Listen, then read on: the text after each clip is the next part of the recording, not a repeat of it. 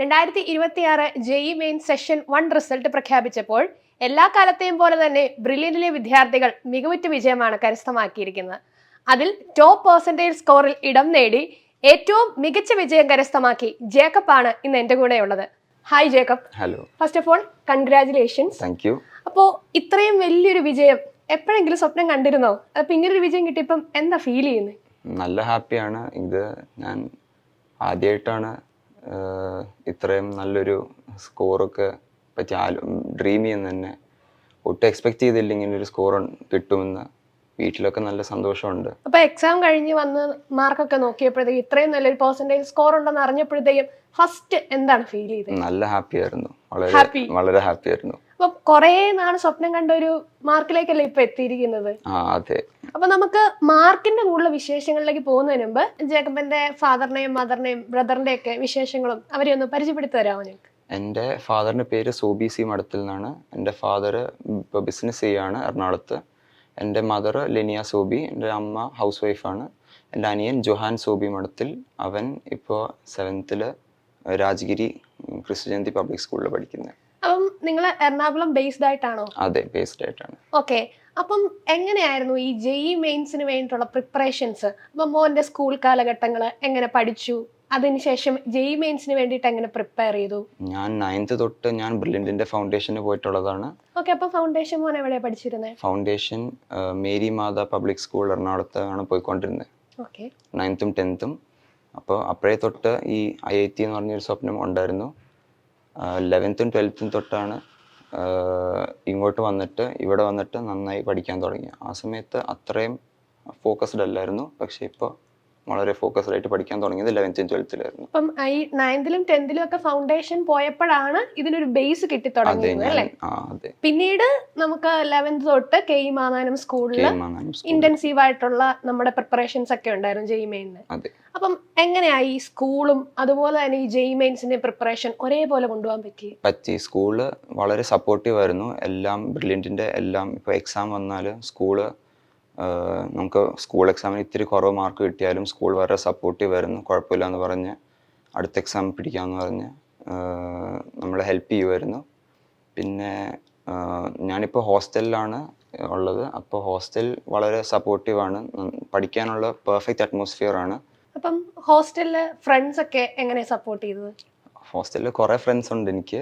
Friends എല്ലാവരും പഠിക്കുന്നത് കാണുമ്പോൾ തന്നെ നമുക്കും പഠിക്കാനൊക്കെ നന്നായി തോന്നും. ഇടയ്ക്ക് ഡൗട്ടൊക്കെ വരുമ്പോൾ ഹോസ്റ്റലിൽ നമുക്ക് വേറൊരു മുറി പോലെ ഉണ്ട്, നമുക്ക് പോയി ചോദിക്കാനൊക്കെ പറ്റുന്ന ഡൗട്ട് ക്ലിയറൻസിന് തന്നെ. പിന്നെ ലാബും തുറന്നിട്ടുണ്ട്, അപ്പോൾ ലാബും പോയി നമുക്ക് പോയി ചോദിക്കാം ഡൗട്ട്സ്. ഓക്കെ. അപ്പം ജേക്കബ് ജെഇ മെയിൻ സെഷൻസ് 1 ഏത് ഷിഫ്റ്റ് അറ്റൻഡ് ചെയ്തത്? ഞാൻ 21 ഷിഫ്റ്റ് 2 ആണ് അറ്റൻഡ് ചെയ്തത്. ഓക്കെ. അപ്പം ബ്രില്യന്റിലെ കുറെ മോഡൽ എക്സാംസ് ഒക്കെ എഴുതി നമുക്ക് അത്യാവശ്യം നല്ല പ്രാക്ടീസ് ഉണ്ടായിരുന്നല്ലോ. അപ്പം ജെഇ മെയിൻ ഫസ്റ്റ് സെഷൻ തന്നെ അറ്റൻഡ് ചെയ്യുമ്പോൾ ഞാൻ ഇന്ന ടോപ്പിക്കുകൾ അല്ലെങ്കിൽ ഇന്ന സബ്ജക്റ്റ് ആണ് ആദ്യം പ്രിപ്പയർ ചെയ്ത് അല്ലെങ്കിൽ അറ്റൻഡ് ചെയ്യാൻ പോകുന്നതെന്ന് ഒരു സ്ട്രക്ചർ നമ്മുടെ മൈൻഡിൽ പ്ലാൻ ഉണ്ടായിരുന്നു. എക്സാം എഴുതിയപ്പോൾ നല്ലൊരു എക്സ്പീരിയൻസ് കിട്ടി. ഞാൻ എപ്പോഴും തുടങ്ങുന്നത് കെമിസ്ട്രി വെച്ചിട്ടാണ്. അത് കഴിഞ്ഞിട്ട് ഞാൻ ഫിസിക്സിലേക്ക് പോകും. പിന്നെ ഏറ്റവും കൂടുതൽ സമയം അലോട്ട് ചെയ്യുന്നത് മാത്സിനാണ്. ഓക്കെ. അപ്പം എങ്ങനെയായിരുന്നു ഈ എക്സാം അറ്റൻഡ് ചെയ്യാൻ വേണ്ടി ബ്രില്യന്റിന്റെ മോഡൽ എക്സാംസ് ഒക്കെ നമ്മൾ കുറെ ചെയ്തതാണല്ലോ. അപ്പം അതേ പാറ്റേൺ തന്നെയാണോ ഫീൽ ചെയ്തത് എക്സാം? ബ്രില്യന്റിന്റെ മോഡൽ എക്സാം ആദ്യമൊക്കെ ഇത്തിരി കട്ടിയായിരുന്നു, പിന്നെ ലാസ്റ്റ് ഒക്കെ ഈസി ആയപ്പോൾ എല്ലാം ഡിഫിക്കൽട്ടി ലെവൽ അവർ കവർ ചെയ്യുന്നുണ്ട്. അപ്പം നമുക്ക് ഒരു സ്മൂത്തായിട്ട് എന്ത് ഡിഫിക്കൽട്ടിയും ഫേസ് ചെയ്യാൻ പറ്റുന്നുള്ളൊരു കോൺഫിഡൻസ് ഉള്ള കാരണം ആദ്യമൊക്കെ ഭയങ്കര പാടായിരുന്നു, പിന്നീട് വന്നപ്പം വളരെ ഈസി. ലാസ്റ്റ് ഒക്കെ ആയപ്പോൾ നല്ല എളുപ്പമായി. പിന്നെ ടൈം മാനേജ്മെന്റും നല്ല കറക്റ്റ് ആക്കാൻ പറ്റി. ഓക്കെ. അപ്പം എങ്ങനെയാണ് ഇപ്പം ഇനി കുറച്ച് മാസങ്ങൾക്കുള്ളിൽ ജെഇ മെയിൻ സെഷൻ 2 വരുവാണല്ലോ. അപ്പൊ അതിനു വേണ്ടിയിട്ട് എഴുതുന്ന കുറെ ആൾക്കാരുണ്ടാവും. അപ്പം അവർക്ക് ജെഇ മെയിൻ ഫസ്റ്റ് സെഷൻ ഇത്രയും നല്ലൊരു പെർസെന്റേജ് സ്കോർ കരസ്ഥമാക്കിയ ജേക്കബിന് ഏത് രീതിയിലായിരിക്കും ആ എക്സാം ഒന്ന് അറ്റൻഡ് ചെയ്യാൻ വേണ്ടി അവർക്ക് പറഞ്ഞു കൊടുക്കാൻ പറ്റുന്ന കാര്യങ്ങൾ? ഇനി ജെഇ മെയിൻസിന്റെ ഒരു 2 മാസം തൊട്ടാണ് ഞാൻ പ്രിപ്പറേഷൻ തുടങ്ങിയത്. ജെഇ മെയിൻസിന് സ്പെസിഫിക് ആയിട്ട് അല്ല, അതിന് മുമ്പ് രണ്ടും ഒരുമിച്ചായിരുന്നു. പിന്നെ ജെഇ മെയിൻസ് ഏറ്റവും കൂടുതൽ എഴുതേണ്ടത് പ്രീവിയസ് ഇയർ ടെസ്റ്റ് പേപ്പേഴ്സ് എല്ലാം ചെയ്യണം. എല്ലാം എക്സാം ഓറിയന്റഡ് ആയിട്ട് ചെയ്യണം എന്നാണ് എൻ്റെ അഭിപ്രായം. PYQ എല്ലാം നമ്മളൊരു എക്സാം ഹാളിൽ ഇരിക്കുന്ന ഒരു ഫീലായിട്ട് ഇരുന്ന് ചെയ്യണം എന്നാണ് എൻ്റെ അഭിപ്രായം. എന്നിട്ട് പിന്നെ നല്ല പ്രാർത്ഥനയും വേണമെന്ന് തോന്നുന്നു. ഒരു ലക്ക് ഫാക്ടറും കൂടെ ലക്ക് വേണം അല്ലേ? ഫാക്ടറും വേണം. ഓക്കെ, അപ്പം ആ എക്സാം എഴുതിയ ദിവസം ആ നല്ലപോലെ ലക്ക് ഫാക്ടർ ഉണ്ടായിരുന്നല്ലോ ജേക്കബിന്. ഉണ്ടായിരുന്നു. അതുകൊണ്ടാണ് ഇപ്പൊ ഇത്രയും നല്ലൊരു സ്കോറുമായിട്ട് ഞങ്ങളുടെ മുമ്പിൽ ഇങ്ങനെ നിൽക്കുന്നത്. അപ്പൊ ഇനി അടുത്ത മോന്റെ ലക്ഷ്യം എന്ന് പറയുന്നത് ജെയ് അഡ്വാൻസ്ഡ് ആയിരിക്കും അല്ലെ? അതെ. അപ്പൊ ഈ ജെയ് മെയിൻസിനെ വെച്ച് നോക്കുമ്പോഴത്തേക്കും ജെയ് അഡ്വാൻസ് കുറച്ചുകൂടെ ടഫ് ആയിരിക്കും, പുതിയ പുതിയ സ്ട്രാറ്റജീസ് വേണം, മെയിൻസിനെക്കാളും കുറച്ചുകൂടെ ചേഞ്ചുകൾ വരുത്തണം. അപ്പൊ എന്തൊക്കെയാണ് നിലവിൽ വരുത്തിയിരിക്കുന്ന മാറ്റങ്ങൾ? ഇപ്പോൾ കറന്റ്ലി നമ്മൾ കെമിസ്ട്രിന് കുറേ ഡിലീറ്റഡ് ടോപ്പിക്സ് ഉണ്ട്. അതൊക്കെ കണ്ട് എല്ലാം മനസ്സിലാക്കി ടോപ്പിക്സ് കവർ ചെയ്യാണ് ഫസ്റ്റ് ഗോള്. രണ്ടാമത്തെ നമ്മൾ എല്ലാം ജെ അഡ്വാൻസിൻ്റെ PYQ ചെയ്ത് തീർക്കുക എന്നാണ്. എന്നിട്ട് പിന്നെ കുറേ മോക്ക് ടെസ്റ്റ് ചെയ്തിട്ട് എക്സ്പീരിയൻസ് നേടുക. ജെയ് മെയിൻസ് ചെയ്ത പോലെ തന്നെ കറക്റ്റ് ഒരു ടൈം മാനേജ്മെൻറ്റ് കണ്ടുപിടിച്ച് വെക്കാൻ. ഓക്കെ, അപ്പൊ ജെയ് മെയിൻസ് എഴുതിയ സമയത്ത് മോൻ ഏറ്റവും ഡിഫിക്കൽട്ട് ആയിട്ട് തോന്നിയ സബ്ജക്ട് ഏതായിരുന്നു? എനിക്ക് ഇത്രയും കൂടി ഡിഫിക്കൽട്ടായി തോന്നിയത് മാത്സ് ആയിരുന്നു. മാത്സിൽ എനിക്ക് 3 ക്വസ്റ്റ്യൻ വിടേണ്ടി വന്നു. അത് പെട്ടെന്ന് കത്തിയില്ല ക്വസ്റ്റ്യൻസ്, പക്ഷെ ബാക്കി കുറേ ക്വസ്റ്റ്യൻ കുറേ കിട്ടി. അപ്പോ മാത്സിന് വേണ്ടിയിട്ട് ജെയ് അഡ്വാൻസിന് കുറച്ചുകൂടെ എഫേർട്ട് ഇടണം, നന്നായി എഫേർട്ട് ഇടണം. ബിക്കോസ് ജെയ് അഡ്വാൻസിൻ്റെ ക്വസ്റ്റ്യൻസ്, മാത്സ് ക്വസ്റ്റ്യൻസ് നല്ല സ്റ്റാൻഡേർഡ് ഉണ്ട്. അപ്പോൾ കുറേ പ്രാക്ടീസ് ചെയ്യണം, കുറേ PYQs ചെയ്ത് പ്രാക്ടീസ് ചെയ്യണം. ഇപ്പൊ ജേക്കബ് പറഞ്ഞായിരുന്നല്ലോ 9ാം ക്ലാസ്സിൽ ഫൗണ്ടേഷൻ വന്നപ്പോൾ തൊട്ടാണ് ഒരു ബേസ് കിട്ടി തുടങ്ങിയത്, ഈ ജെയ് മെയിൻസ് IIT അങ്ങനെയുള്ള ഇതിനൊക്കെ വേണ്ടിയുള്ള ബേസ് കിട്ടിയെന്ന്. അപ്പം എങ്ങനെയാണ് ഫൗണ്ടേഷനിലേക്കുള്ള ഒരു കടന്നുവരവും ആ ഒരു ഫൗണ്ടേഷന്റെ 2 വർഷക്കാലം എങ്ങനെയാണ് ജേക്കബിനെ ഒന്ന് മോൾഡ് ചെയ്തെടുത്തത്? ഫൗണ്ടേഷൻ സ്കൂൾ പഠിപ്പിക്കുന്ന പോലെയല്ല, നല്ല ഡിഫറെൻ്റ് ആയിട്ടാണ് പഠിപ്പിച്ചത് ബ്രില്യൻ്റ്. എനിക്ക് കൂടുതൽ പഠിക്കാൻ തോന്നി. ഞാൻ പിന്നെ ഫൗണ്ടേഷനിൽ നമുക്കിപ്പോൾ പോർഷൻസ് കഴിഞ്ഞത് ശേഷം നമുക്ക് ഡൗട്ട് ക്ലിയറൻസിന് വേണ്ടി മാത്രം സാർമാരെ വരുത്തുമായിരുന്നു. അപ്പോൾ ഞാൻ ഡൗട്ട് ക്ലിയറൻസ് സെഷൻസ് അറ്റൻഡ് ചെയ്യുമായിരുന്നു ഫൗണ്ടേഷനിൽ. അപ്പോൾ ഞാനും ടീച്ചർ മാത്രമേ പലപ്പോഴും ഉണ്ടാവാറുള്ളൂ. എന്നിട്ട് അപ്പം നമുക്ക് എന്ത് ബേസിക് ആയിട്ടുള്ള ഡൗട്ട് അവർ നമുക്കൊരു ഫുൾ ചാപ്റ്റർ എക്സ്പ്ലെയിൻ പറഞ്ഞാലും ഫുൾ എക്സ്പ്ലെയിൻ ചെയ്ത് തരും. അത്രയും വില്ലിങ് ആണ് അവർ. ഒരു ബേസ് കിട്ടി വന്നത്. അതെ.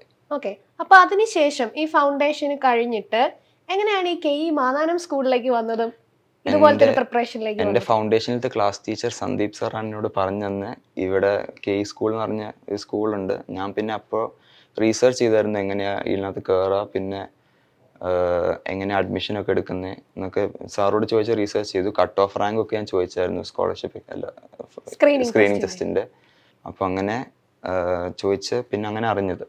ഓക്കെ, അങ്ങനെ KE മാതാനത്ത് വന്നു, 2 വർഷം ഇവിടെ പഠിച്ചു. അതെ. ജേക്കബിന്റെ വലിയൊരു സ്വപ്നത്തിലേക്ക് ഈ KE മാതാനം ജേക്കബിനെ എങ്ങനെ എത്തിച്ചു തന്നു? അതുകൂടെ തന്നെ ബ്രില്യന്റും എങ്ങനെ ആ സ്വപ്നം കൈവരിക്കാൻ ഹെൽപ്പ് ചെയ്തത്? എൻ്റെ ഫസ്റ്റ് ഓഫ് ഓൾ ഈ KE മാതാനം സ്കൂളിൻ്റെ പ്രിൻസിപ്പൾ വളരെ ഹെൽപ്ഫുൾ ആയിരുന്നു. എനിക്ക് എന്ത് സങ്കടങ്ങളും ഉണ്ടായിരുന്നപ്പോഴും എന്നെ സപ്പോർട്ട് ചെയ്ത് നിന്നൊരു പ്രിൻസിപ്പൾ ഈസിലി അപ്രോച്ചബിൾ ആയിട്ടുള്ള ഒരാളായിരുന്നു. അപ്രോച്ചബിൾ ആയിട്ടുള്ള ആളാണ്.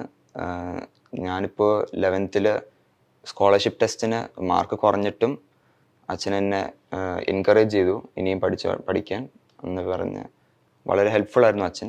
പിന്നെ ബിജു സാറും ജോസഫ് സാറും, ബിജു സാർ എൻ്റെ ഇവിടുത്തെ കോർഡിനേറ്റർ, ജോസഫ് സാർ എൻ്റെ ക്ലാസ് ടീച്ചർ. അപ്പോൾ അവർ രണ്ടുപേരും എപ്പോഴും കാണുമ്പോഴൊക്കെ ഒരു ഹായ് ഒക്കെ പറഞ്ഞ് പഠിച്ചോളണം എന്നൊക്കെ പറഞ്ഞ് എപ്പോഴും സപ്പോർട്ട് ചെയ്യും. പിന്നെ ഹോസ്റ്റൽ വാർഡൻസ് അമൽ സാറൊക്കെ വളരെ വളരെ സപ്പോർട്ടീവാണ്.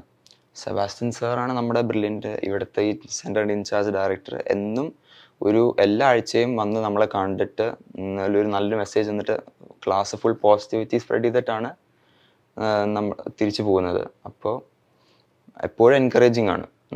ഒട്ടും ലൈക്ക് സീരിയസ് ആയി പഠിക്കുന്നു അങ്ങനെയൊന്നുമല്ല, എപ്പോഴും പഠിക്കണം, പക്ഷെ ഒരു ചിരിയോടെ തന്നെ പറയും. അപ്പോൾ നല്ല ഒരു ബൂസ്റ്റ് കിട്ടും നമുക്ക്.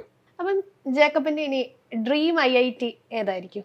എൻ്റെ ഡ്രീം IIT മദ്രാസ് ആണ്. IIT മദ്രാസിൽ ഇലക്ട്രിക്കൽ എടുക്കണം എന്നാണ് എനിക്ക് ആഗ്രഹം. അങ്ങനെ ആ ബ്രാഞ്ച് ചൂസ് ചെയ്യാനും അവിടെ തന്നെ പോകണമെന്നും എന്തെങ്കിലും ഒരു ഇൻസ്പിറേഷൻ ഫാക്ടർ ഉണ്ടോ?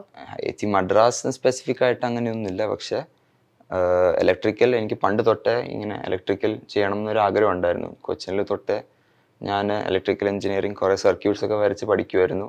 അപ്പോൾ അത് ആണ് ഇപ്പോൾ സ്വപ്നം. ഓക്കെ, അപ്പം ഇനി വരുന്ന JEE അഡ്വാൻസ്ഡ് ഏറ്റവും നന്നായിട്ട് എഴുതട്ടെ. ഈ ജെഇ മെയിൻസിന് കിട്ടിയതിനേക്കാളും നല്ലൊരു പെർസെൻറ്റേജിൽ സ്കോറും നല്ലൊരു റാങ്കുമായിട്ട് ഇനിയും ഞങ്ങൾക്ക് ഇതുപോലെ വരാനും ജേക്കബിന്റെ ഒക്കെ വിശേഷങ്ങൾ ചോദിക്കാനും ഒക്കെ ഒരു അവസരം ഉണ്ടാവട്ടെ. All the best. Thank you. Brilliant Study Center, India's #1 coaching center for NEET and JEE.